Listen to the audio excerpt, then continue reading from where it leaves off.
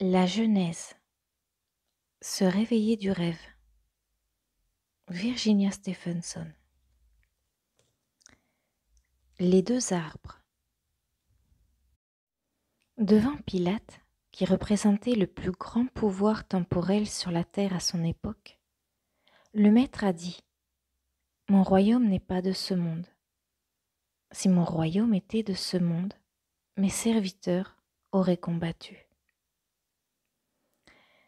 Pour moi, l'arbre de vie et l'arbre de la connaissance du bien et du mal signifient mon royaume et ce royaume. Si nous considérons mon royaume comme une dimension spirituelle gouvernée par la grâce et la vérité, nous pouvons constater que ceci correspond à Genèse chapitre 1, qui révèle l'unicité de Dieu, l'homme et l'univers. Ce que le maître appelait ce monde correspond au rêve d'Adam, de Genèse chapitre 2 et chapitre 3. Le royaume mental qui est conditionné par la croyance en le bien et le mal, faisant de ce royaume une arène de force en conflit. Les deux arbres dans le jardin d'Éden symbolisent ces deux niveaux très différents de conscience. En tant que branche de l'arbre de la connaissance du bien et du mal, nous dépendons de ce que nous savons. En tant que branche de l'arbre de vie, nous dépendons de qui nous connaissons, dont la sagesse est infinie, illuminant l'esprit et remplissant l'âme de paix. Les deux arbres dans le jardin d'Éden symbolisent ces deux niveaux de conscience. En tant que branche de l'arbre de la connaissance du bien et du mal, nous dépendons de ce que nous savons. Et en tant que branche de l'arbre de vie, nous dépendons de qui nous connaissons, dont la sagesse est infinie. Lorsque nous examinons plus profondément ces mythes de la création, nous constatons que le but de toute notre existence terrestre est de nous réveiller du rêve d'Adam, de nous réveiller de ce monde, pour prendre conscience que nous sommes des enfants de Dieu, qui vivent dans mon royaume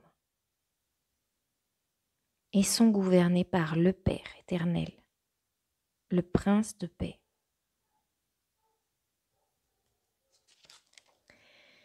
L'arbre de la connaissance du bien et du mal.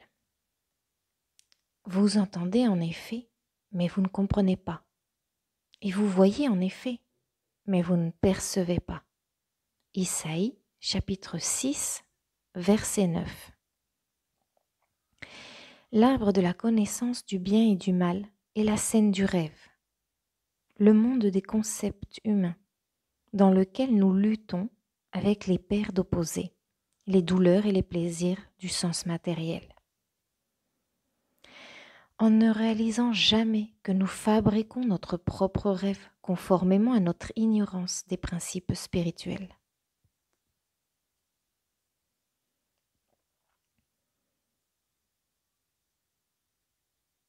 En tant que rêveurs, nous avons oublié notre expérience d'Éden. Nous avons oublié la compréhension. Et par conséquent, notre compréhension spirituelle est en sommeil. Nous sommes immergés dans les peurs et les désirs. Nous ne sommes pas sous la loi, la protection et le pouvoir secourable de Dieu. Mais nous faisons l'expérience des croyances humaines que nous acceptons comme vraies. Celui qui croit et la croyance sont un. Tout comme le rêveur et le rêve sont un.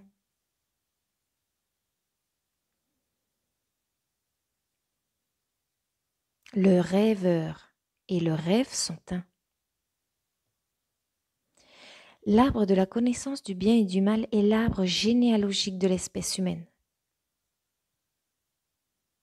Chaque tribu, clan et race sont des branches de cet arbre, chaque branche ayant les mœurs, croyances et opinions de ce groupe.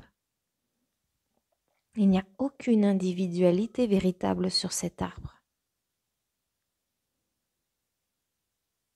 Il n'y a aucune individualité vraie sur cet arbre. Chaque individu réagit conformément au groupe auquel il est identifié.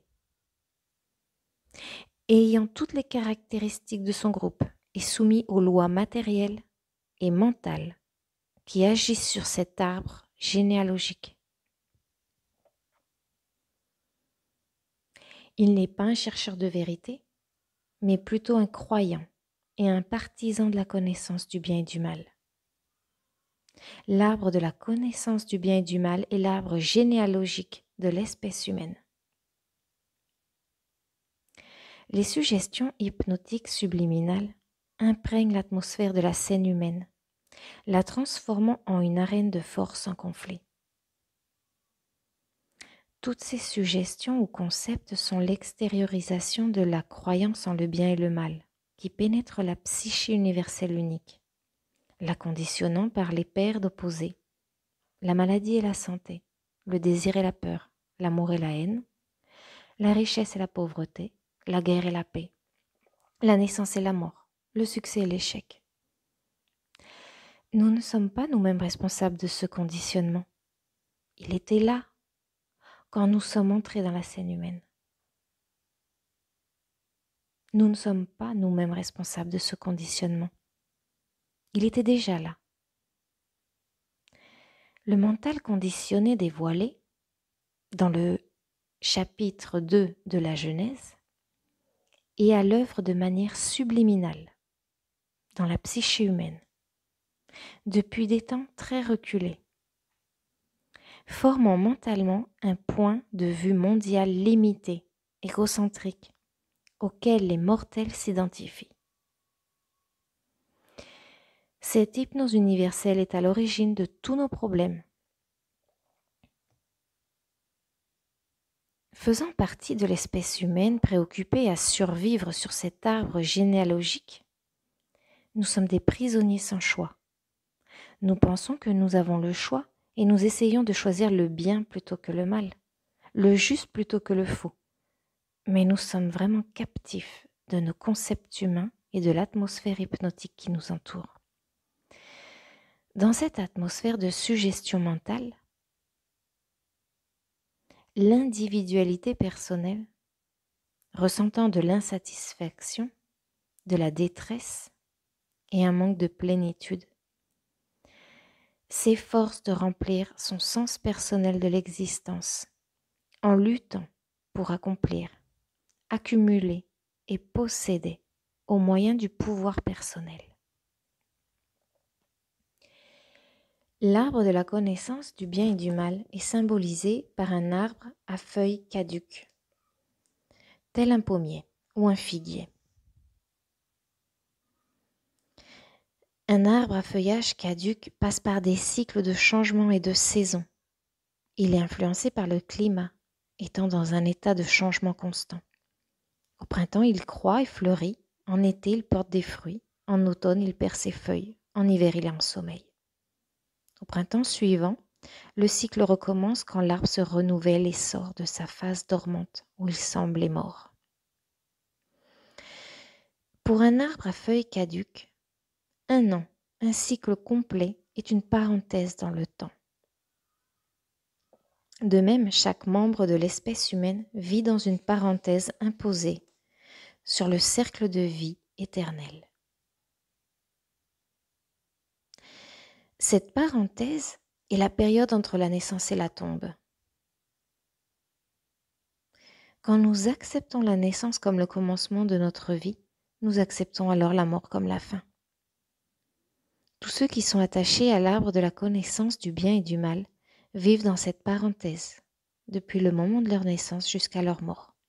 Ils feront l'expérience d'une parenthèse après l'autre, jusqu'à ce qu'il soit réveillé du rêve.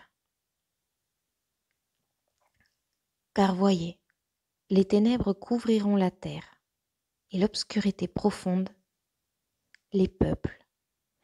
Mais le Seigneur se lèvera sur toi, et sa gloire sera vue sur toi. Et les gentils viendront vers ta lumière, et les rois à la splendeur de ton élévation. Isaïe, chapitre 60, versets 2 et 3. L'arbre de vie. Lève-toi, resplendis, car ta lumière est venue, et la gloire du Seigneur est levée sur toi. Isaïe, chapitre 60, verset 1. L'arbre de vie est symbolisé par un arbre à feuillage persistant, tel que l'arbre de Noël. L'arbre à feuilles persistantes ne réagit pas aux conditions de hasard et de changement comme l'arbre à feuilles caduques. Il produit continuellement de nouvelles aiguilles ou feuilles avant de se dépouiller des anciennes.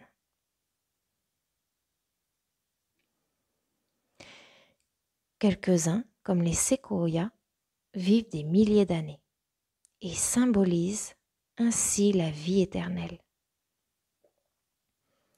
La vie est perpétuellement en train de se renouveler en tant que vie de l'arbre, qui est la vie de la graine, qui est la vie de l'arbre, se déployant éternellement en tant que création spirituelle.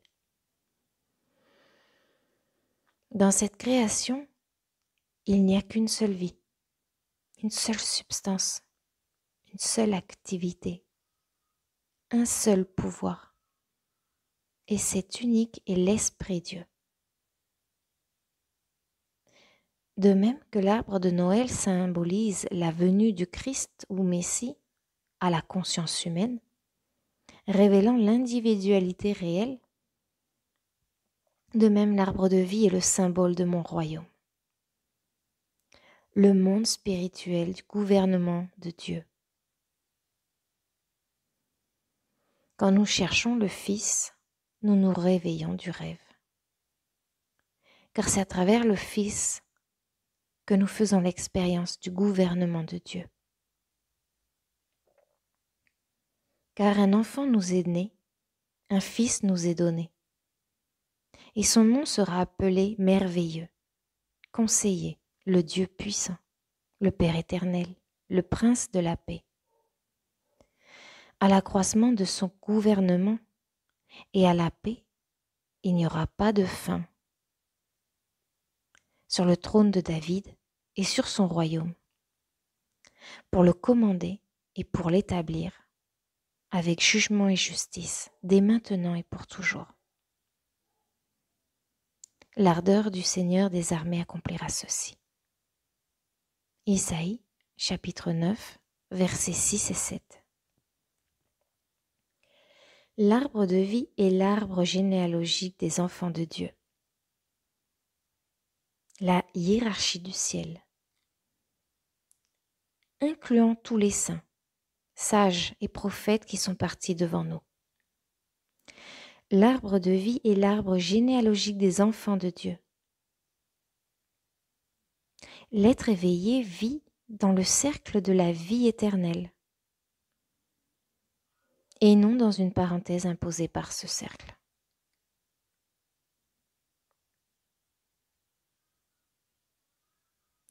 L'arbre de vie est la conscience de l'unicité, le monde qu'ont révélé les mystiques tout au long des siècles.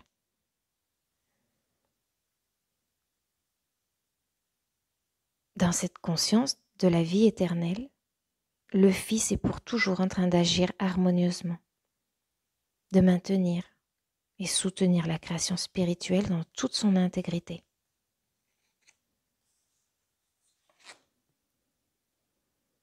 Car par lui furent créées toutes les choses, qui sont dans les cieux et qui sont sur la terre, le visible et l'invisible, qu'il s'agisse de trône ou de domination, ou de principauté ou de pouvoir.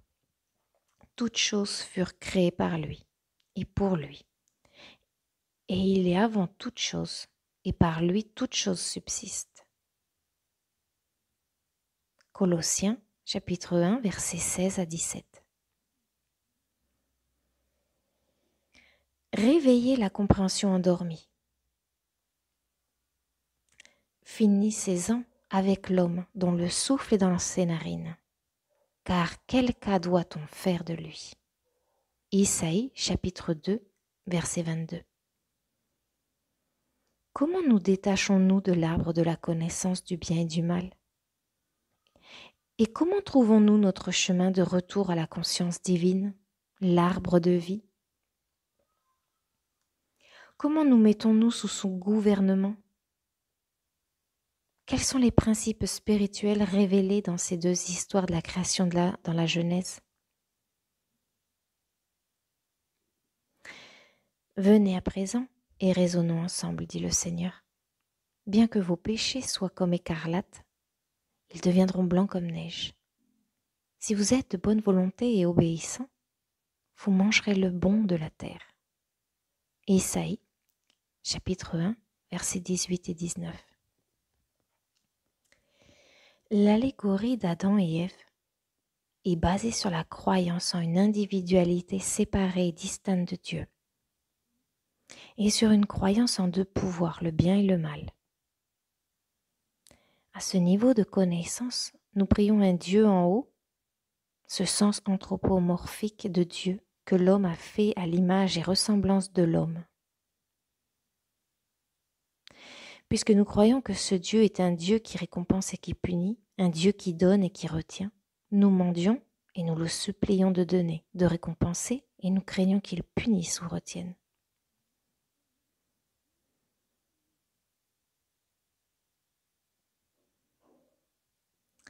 Si nous croyons au témoignage de nos sens physiques et que consciemment ou inconsciemment, nous acceptons dans notre esprit la croyance en un monde imparfait, nous nous sentons obligés d'instruire Dieu.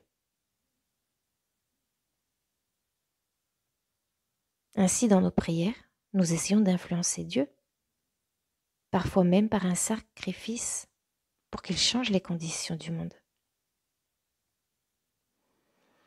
Mais ce monde n'est pas le monde de la création de Dieu. C'est un concept erroné du monde réel et éternel, qui est ici et maintenant. Ce monde n'est pas le monde de la création de Dieu. Ce monde est un concept erroné du monde réel et éternel, qui est ici et maintenant. Par conséquent, nos prières sont fondées sur un mensonge, et nous prions mal. La solution du problème ne peut être trouvée au même niveau que le problème, en priant Dieu de corriger les erreurs de ce monde onirique. Nous devons nous éveiller à la fausseté de cette image du monde, en ouvrant consciemment notre esprit à la vérité et être ainsi instruit par l'esprit. Notre prière est alors: Père, fais-moi voir le monde comme tu le vois. Ouvre mes oreilles spirituelles, ouvre mes yeux spirituels, afin que je puisse voir la création comme tu la vois. Car mes pensées ne sont pas vos pensées, ni vos voix mes voix, dit le Seigneur. Car de même que les cieux sont plus élevés que la terre, mes voix sont plus élevées que vos voix, et mes pensées que vos pensées. Isaïe, chapitre 55, versets 8 à 9. Notre prière est alors: Père, fais-moi voir le monde comme tu le vois. Ouvre mes oreilles spirituelles, ouvre mes yeux spirituels, afin que je puisse voir la création comme tu la vois.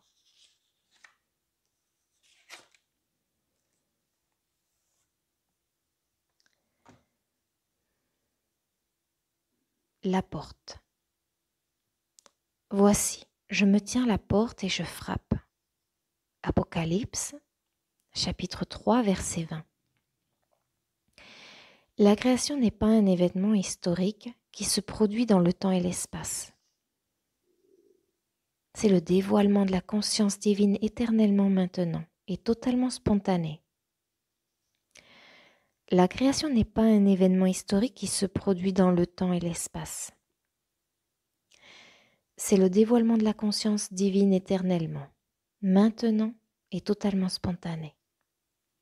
C'est la naissance à la prise de conscience individuelle de la nature et du caractère infini de Dieu qui révèle le ciel sur la terre. C'est la naissance à la prise de conscience individuelle de la nature et du caractère infini de Dieu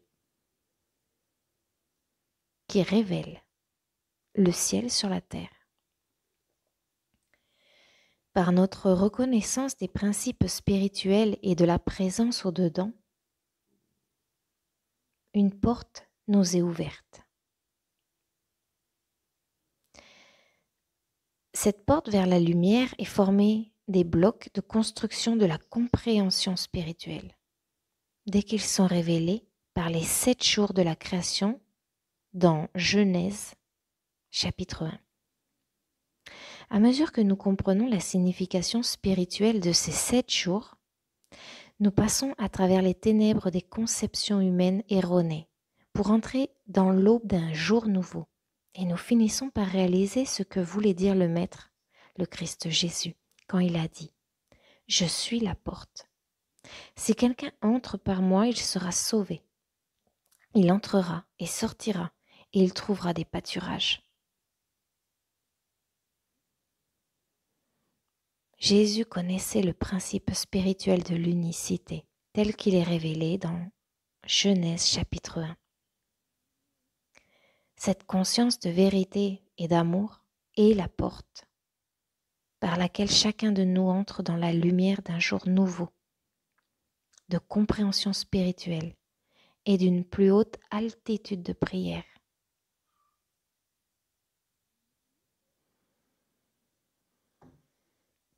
L'appel à l'éveil.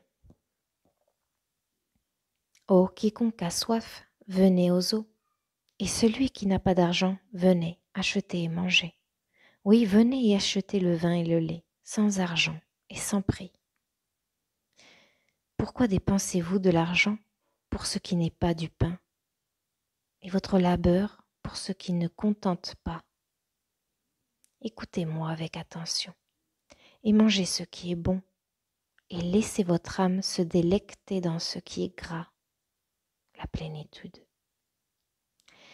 Inclinez votre oreille et venez à moi. Écoutez et votre âme vivra. Et je ferai avec vous un pacte éternel, même les bienfaits certains de David. La grâce. Isaïe, chapitre 55, versets 1 à 3.